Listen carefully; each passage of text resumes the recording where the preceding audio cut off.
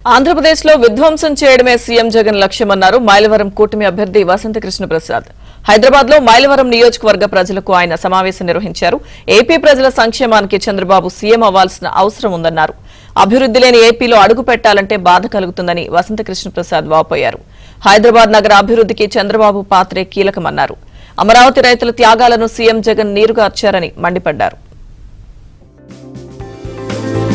కొంతమంది తాత్కాలిక ప్రయోజనాలను ఆశించి ముందుకు సాగాలనుకుంటారు, కొంతమంది దీర్ఘకాలిక ప్రయోజనాలను ఆశించి భవిష్యత్తును దృష్టిలో పెట్టుకొని పనిచేస్తా ఉంటారు.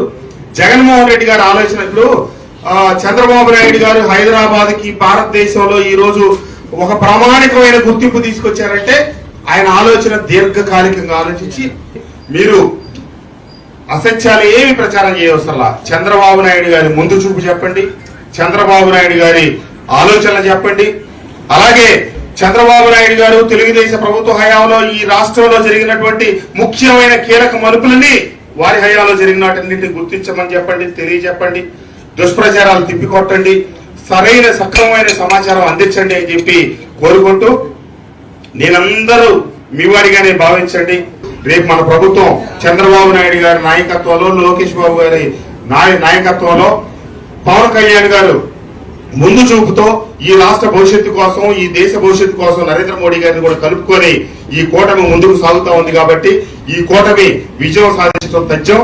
తప్పకుండా మీ పెద్దలందరూ ఉన్నారు కాబట్టి ఐటీడీపీకి సంబంధించి అందరినీ సమన్వయపరిచి మీకు సమభాగస్వామ్యం ప్రభుత్వంలో వచ్చేటట్టు, పథకాల్లో అన్నింటిలో గుర్తింపు ఉండేట్టుగా తగు జాగ్రత్తలో చర్యలు తీసుకుంటామని చెప్పి సందర్భంగా తెలియజేస్తూ సెలవు తీసుకుంటాం.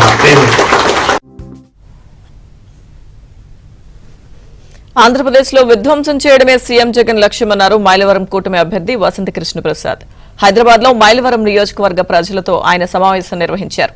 ఏపీ ప్రజల సంక్షేమానికి చంద్రబాబు సీఎం అవ్వాల్సిన అవసరం ఉందన్నారు.